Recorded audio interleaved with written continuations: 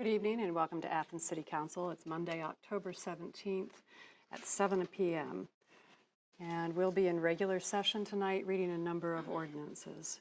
Before we do that, we have several items of business, the first of which is to establish a quorum. All members of council are present tonight.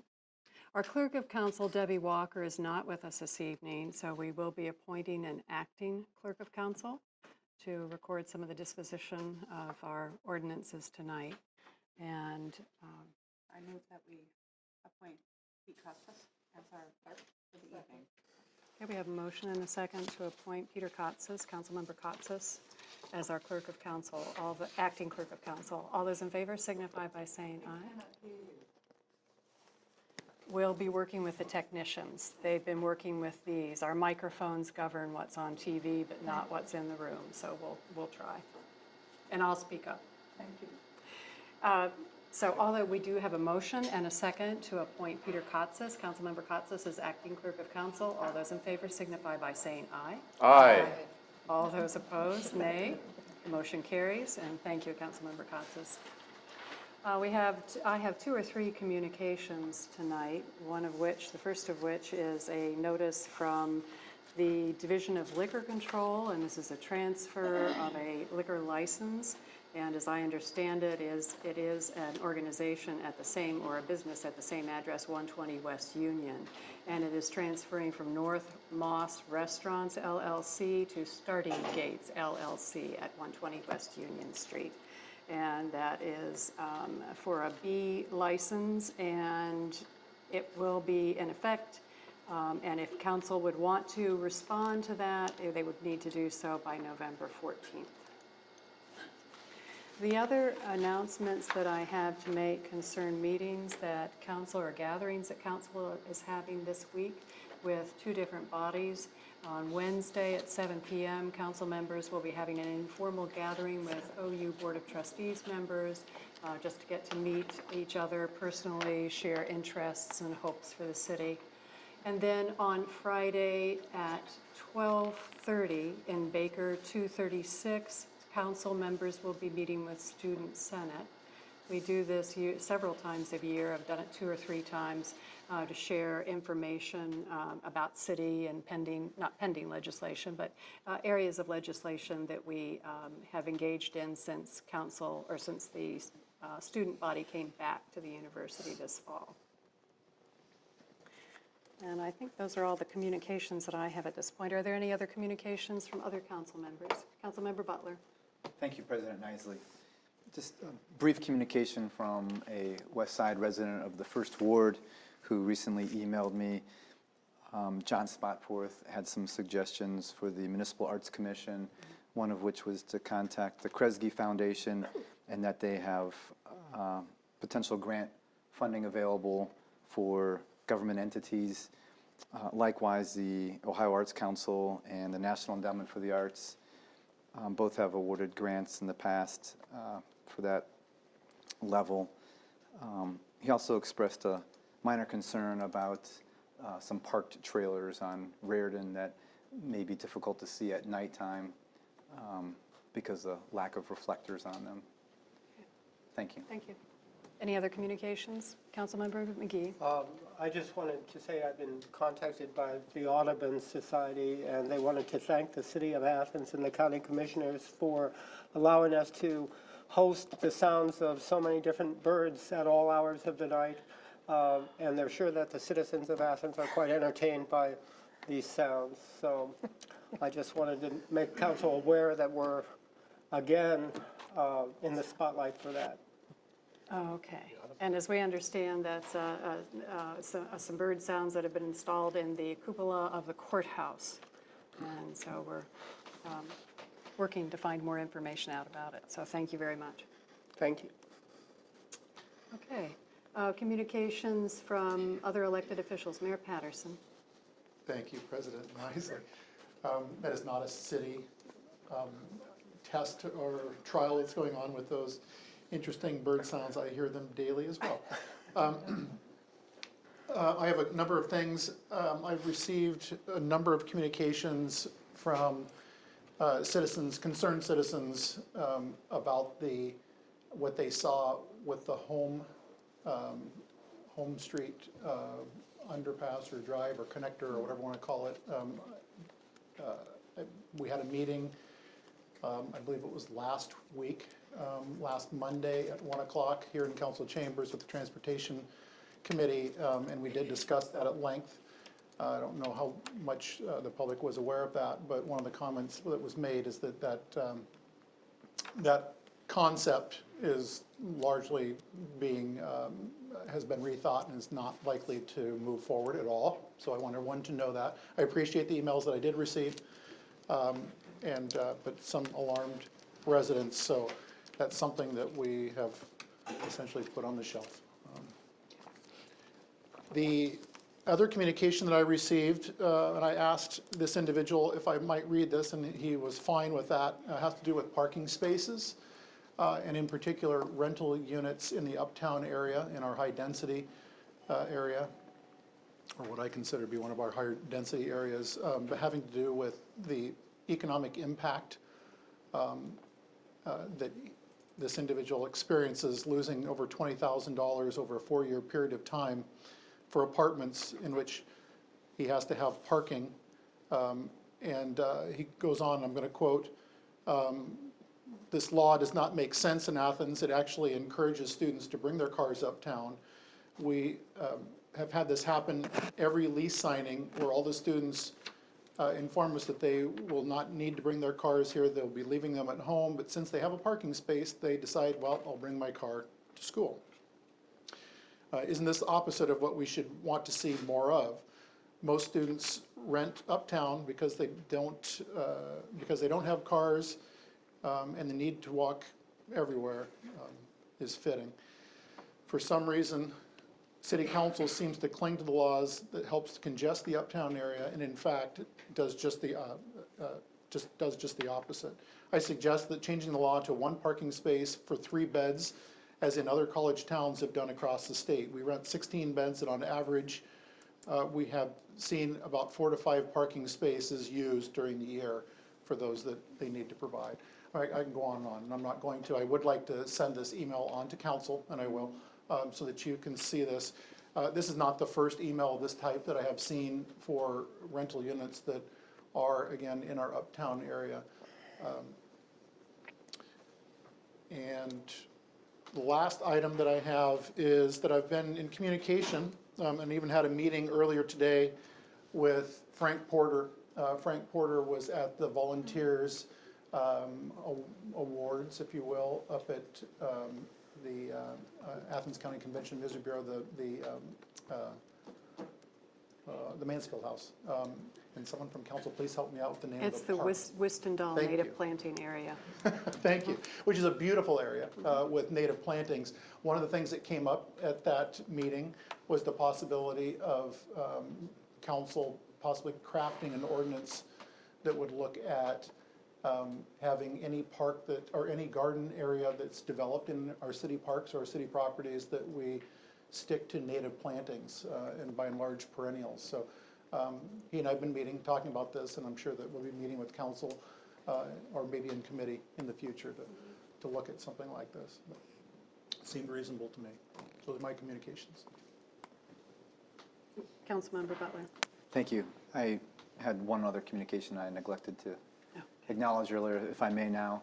I just wanted to share with the public and the rest of council and the mayor that I've just received a couple of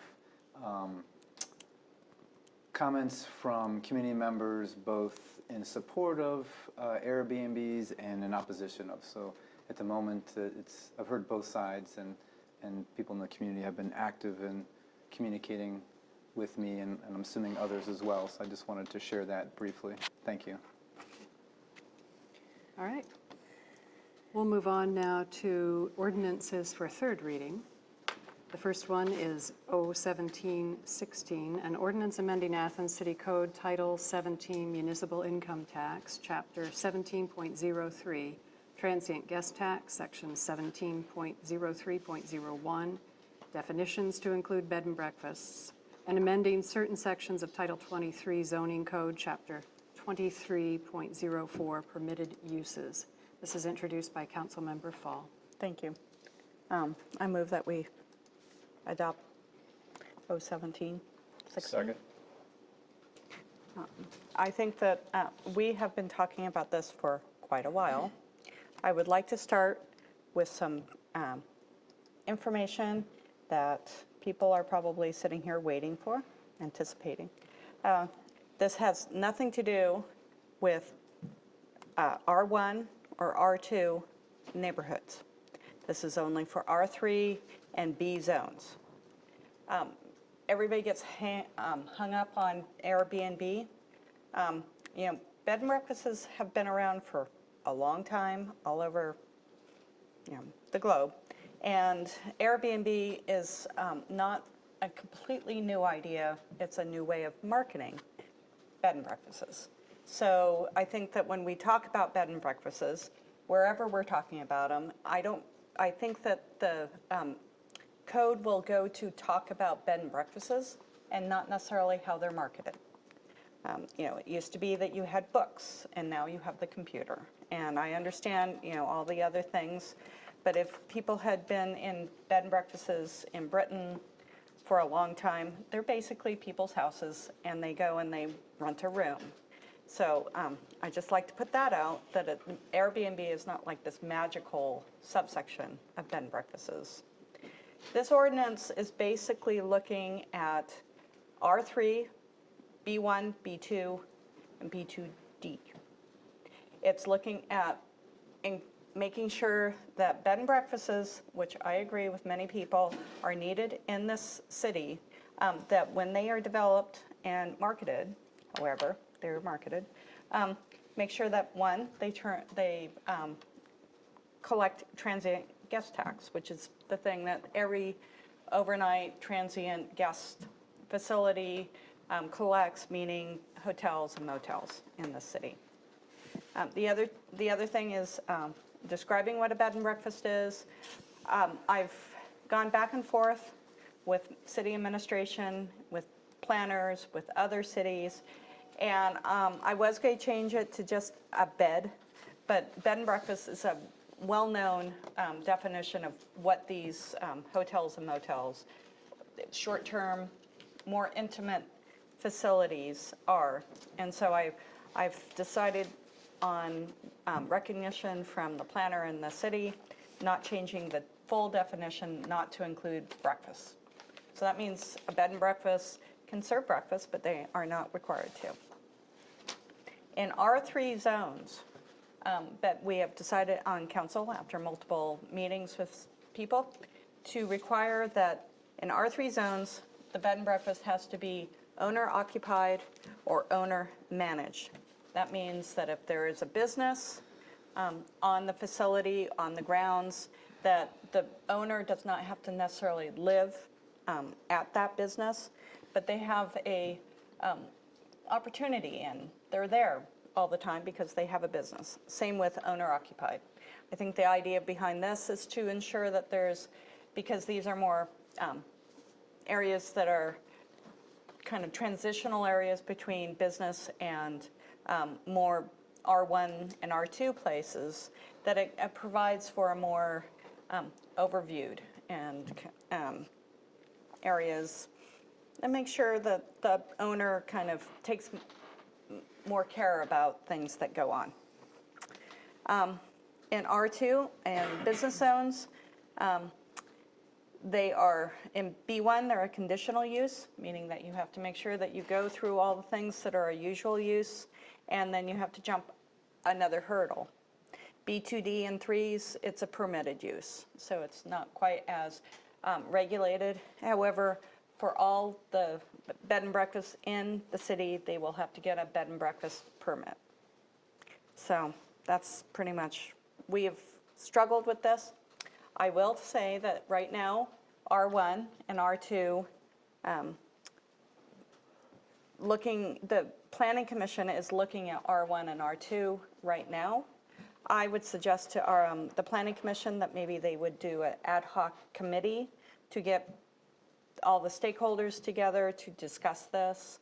It's going to be, it's not going to happen tomorrow, but we will work through this situation and try to make it so that people have their property rights and people have the, conditions that they moved into their neighborhoods all respected and protected.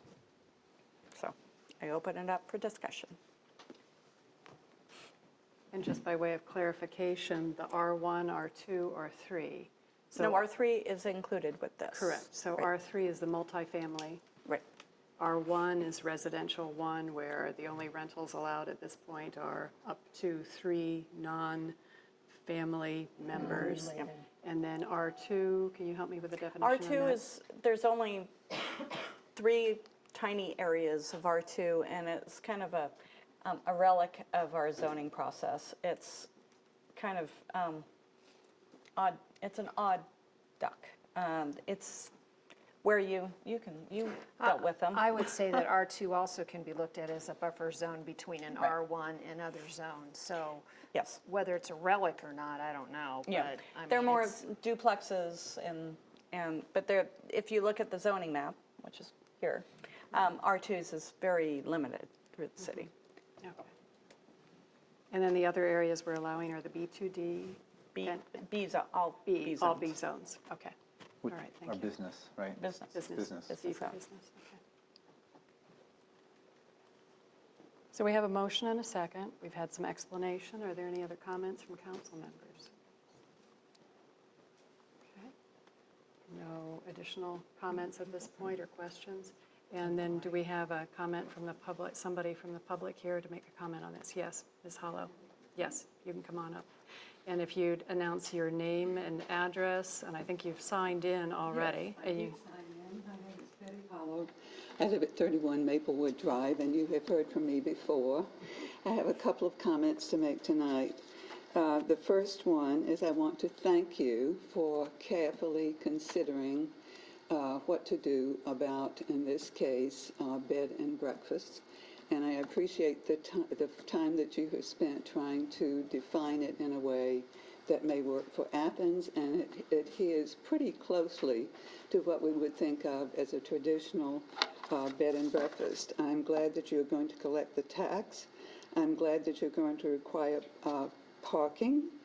I am glad that you are going to, I think, limit the number of beds available. Excuse me. I had assumed when I read this that you were going to require owner occupancy, so I'm a little bit concerned about the fact that this may simply be owner managed, which means that the owner may be at a very far distance and have very little day-to-day control, and certainly will not necessarily be on site to control what goes on. But nevertheless, I'm glad to have you consider this pretty carefully. My second comment is an objection, which doesn't really surprise you, I expect. I want to say that over time, a long time, our districts have been considered rather sacrosanct. Businesses have traditionally, in Athens and in most other places, not been welcoming businesses. We have zoning for a purpose. It's to separate different uses. A business use in an R district, even if you consider it transitional, which I don't necessarily do, because I live in an R1 zone that abuts an R3 zone, which is still residential, and I think people who live there would be concerned to think that they would have a business next door, even though you might think they are just transitional. So let's see what else I wanted to say about that. I guess I just want to say that I think it's still true that businesses don't belong in residential districts. I'm glad that you are proposing some restrictions that I think are very important, but nevertheless, it is a business use of an R zone, even though it's R3. Thank you. Are there any other comments? Yes, Mr. Alisa? And if you log in, and you've got 3 minutes. Yep. Okay, thank you.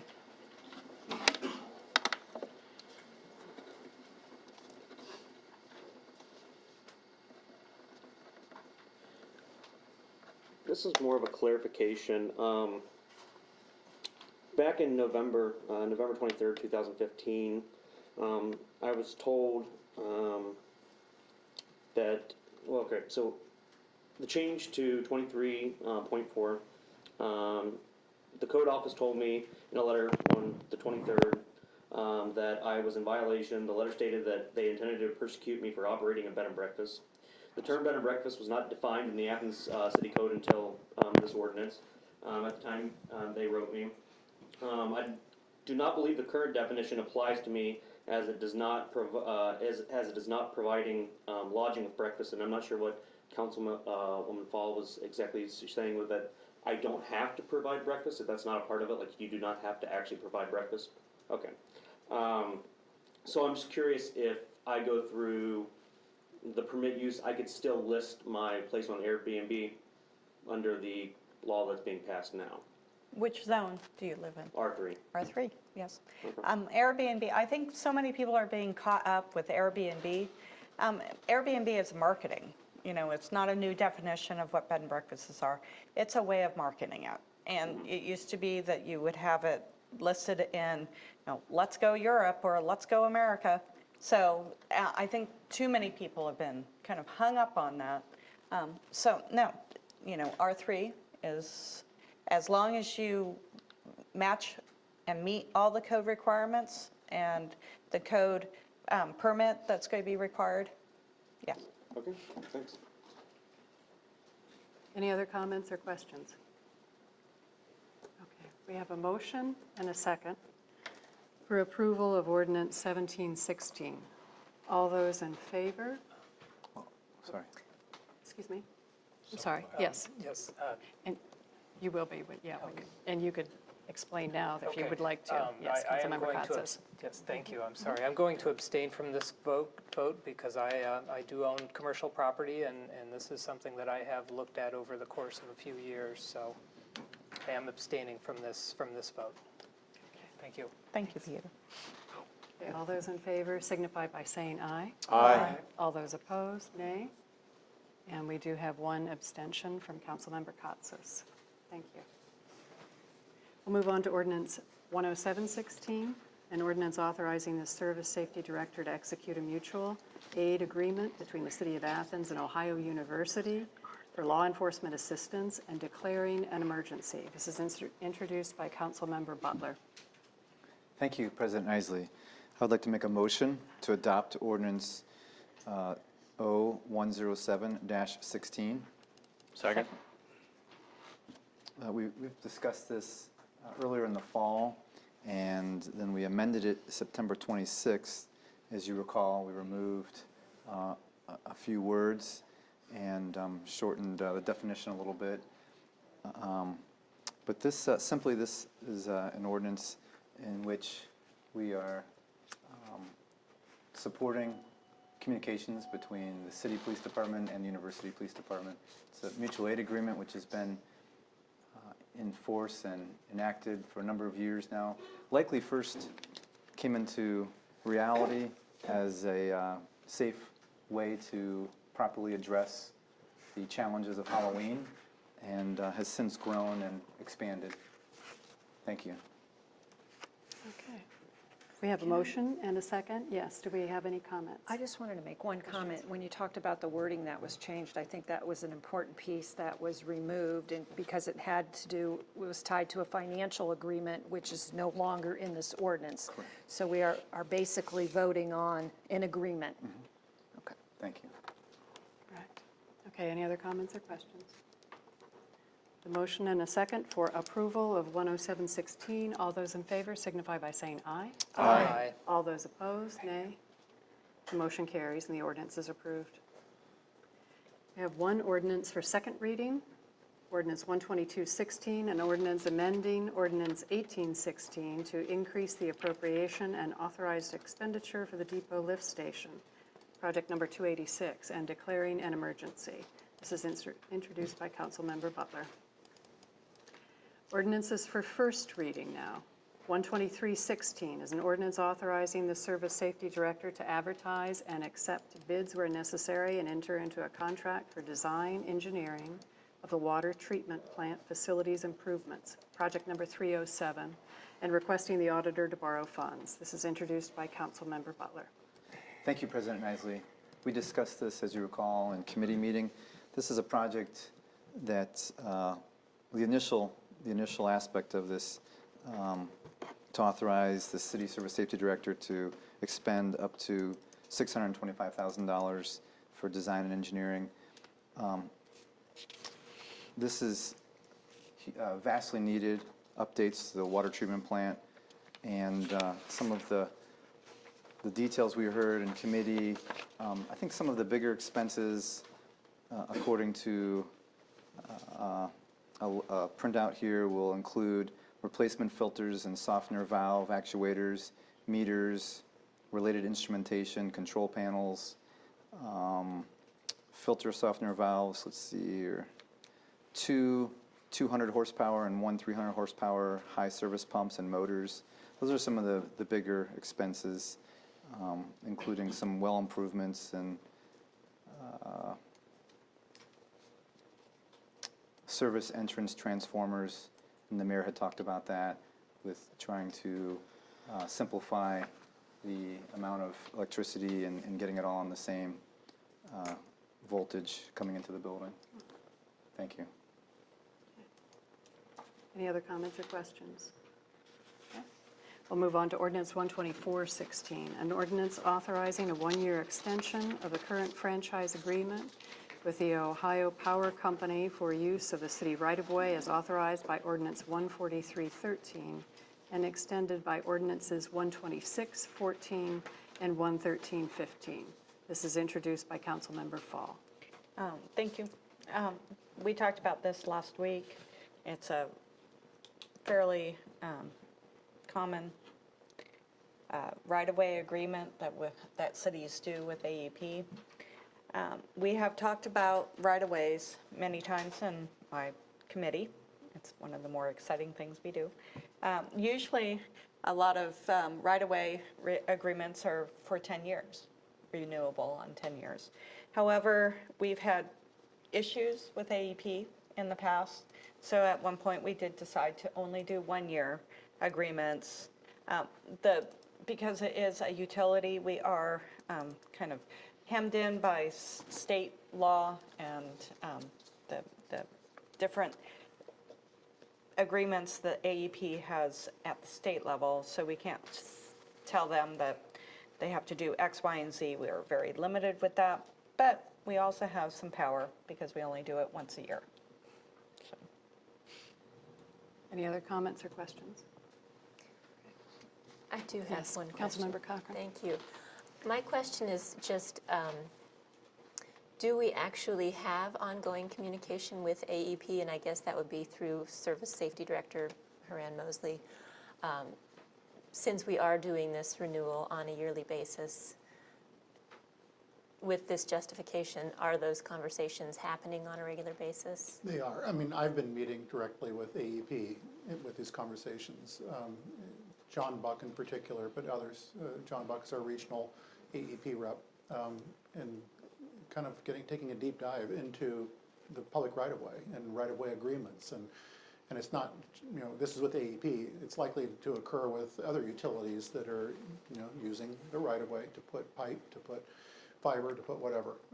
But yes, is the answer is that, I often contact Mr. Buck to talk not only about this, but other issues surrounding the consistency of power that runs into our city. Thank you.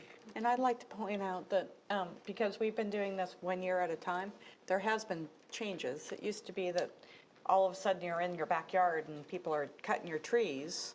Now we have requirements to notify the person who has the trees, and also the ability for them to hire somebody if they don't want whoever AEP. They've also had done some tree planting because they kind of went through and butchered so many trees in one area. And also now I think that they're requiring their subcontractors to do a better job about cleanup because that's been a big issue. So because we've done it 1 year at a time, we've been able to address some of the issues as they come up instead of a 5-year or a 3-year program. Councilmember Butler and then the mayor. Thank you.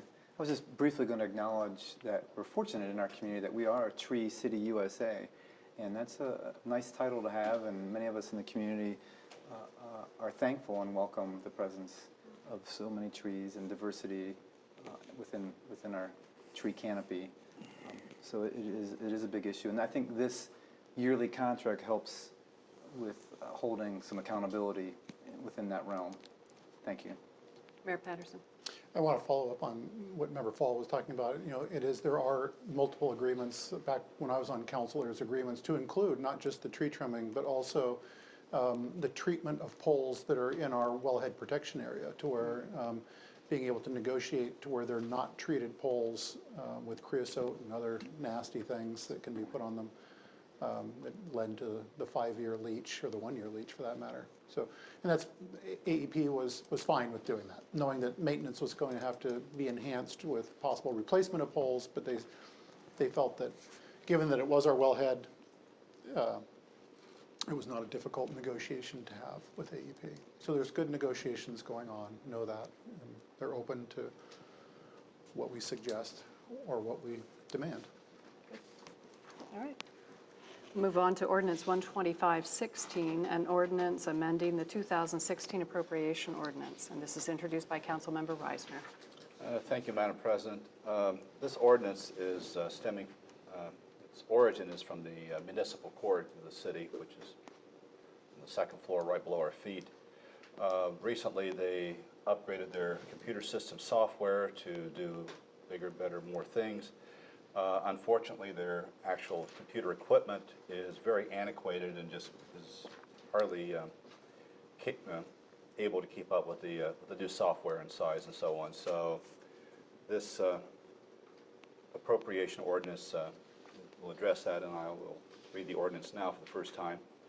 Section 1, the 2016 appropriation ordinance 1/2015 is hereby amended by decreasing clerk court computer fund 231 TC 300 by $15,000 and increasing TC 500 by same amount for computer equipment and increasing the total appropriations by said amount.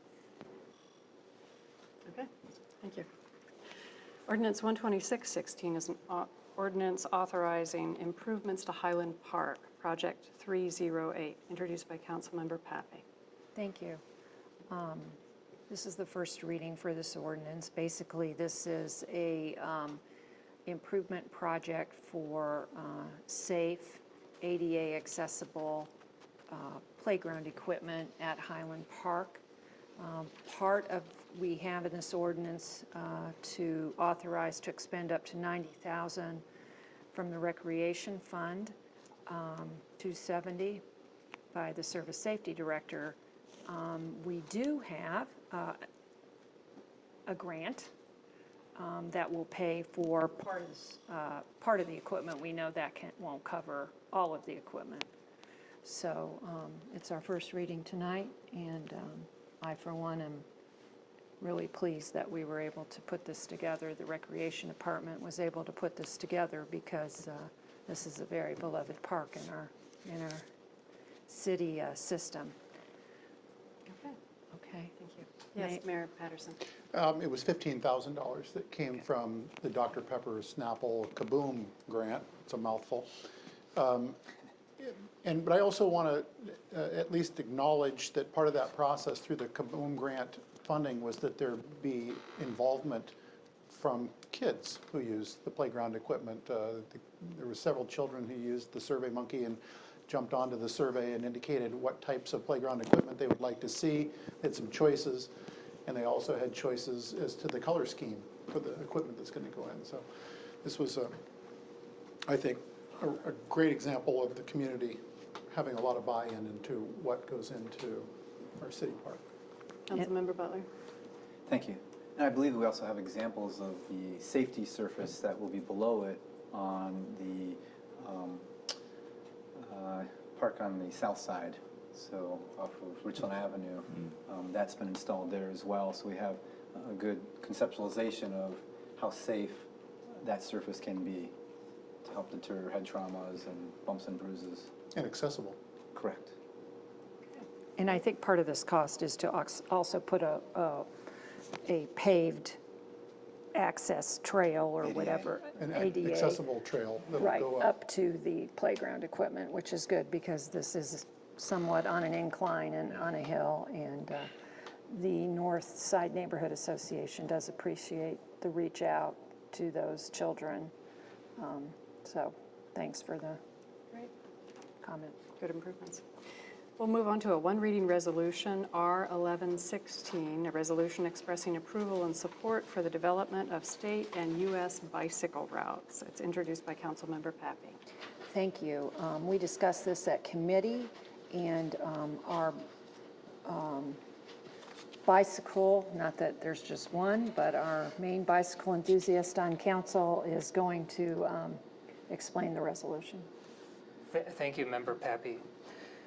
So this one reading resolution speaks to a bicycle corridor route system that is developed for the whole state of Ohio, and the two major parties, which is AASHTO and ODOT, and AASHTO is the American Association of State Highway and Transportation Officials. ODOT, of course, is the Ohio Department of Transportation. They have worked together to develop this series of routes that go across the state of Ohio. And it just so happens that one of them, Bicycle Route 20, State Bicycle Route 20, will cross through the city of Athens. So ODOT has asked us for this passing of this resolution in support of this route. And there is a map up, and basically to give you the key here, it's using the bike path, the bikeway coming in from Nelsonville. So, and then the only time that we actually exit onto a street is on the far east side of town on Della Drive, maybe about 200 yards. It jogs onto that. I know that the traffic count there, the last time that I was aware of that, it was about 11 cars, the majority of them being state highway patrol vehicles. So I don't see that as any issue for cyclists or motorists. There were some interesting points on this resolution. The one that I liked the most was that bicycle tourism is a growing industry in North America, contributing $133 billion a year to economies of communities that provide facilities for such tourists. The rest of it reads basically of the players, both AASHTO and ODOT, providing the basis for developing this series, and then just asking the city of Athens if we will support this State Route Bicycle 20 through our borders. Great. Thank you. So this is a one-reading resolution. And I so- move to adopt R1116. Second? Okay, motion and a second. And any other comments? All right. All those in favor signify by saying aye. Aye. All those opposed, nay. The resolution passes and is adopted.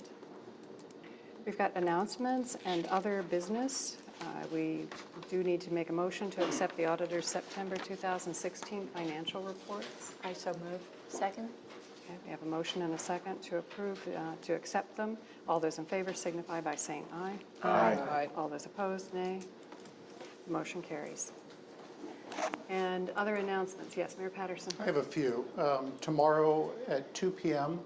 in front of the Convo, there will be a ribbon cutting ceremony for the Between the Bridges sidewalk projects that have now been completed with the new lighting. I believe President McDavis and myself will be there, as well as our city engineer and both our city engineers, Jessica Dine and Andy Stone, and others. This Saturday, October 22nd, at 11 a.m. is the Walk the Walk for mental health and awareness, which I believe is forms up at the county courthouse. I will be there for that. And then finally, just as a reminder to everybody, with the big Halloween event coming up at 6 p.m. is the giant puppet parade, the Honey for the Heart. And I'm sure they're encouraging people who want to don a costume to join in that parade. come one, come all. I will likely be wearing something that is put together. All right. Any other announcements? Yes, Councilmember Butler. Thank you. Can someone kindly remind us and the TV audience and the public when the Ayuba Halloween trick-or-treat will take place? October 31st. Monday, the 31st, Thank you. 5:30 PM, Thank you. Court Street. And Right, Beggars and Night. next week, council members will also be in committee meetings, and we'll ask the chairs of those committees to make sure they give proper notice to our clerk of council, Debbie Walker, so we've got an agenda for that. Okay. Any other announcements? We've got an opportunity for citizens to speak on legislative items and city services not covered on the agenda. Is there anyone who wishes to speak this evening? If so, you have 3 minutes. All you need to do is come up to the podium. Okay. Well, then I'll entertain a motion for adjournment. So moved? Okay, we have a motion and a second for adjourning our meeting tonight. All those in favor signify by saying aye. Aye. It is 7:41 PM. Thank you very much.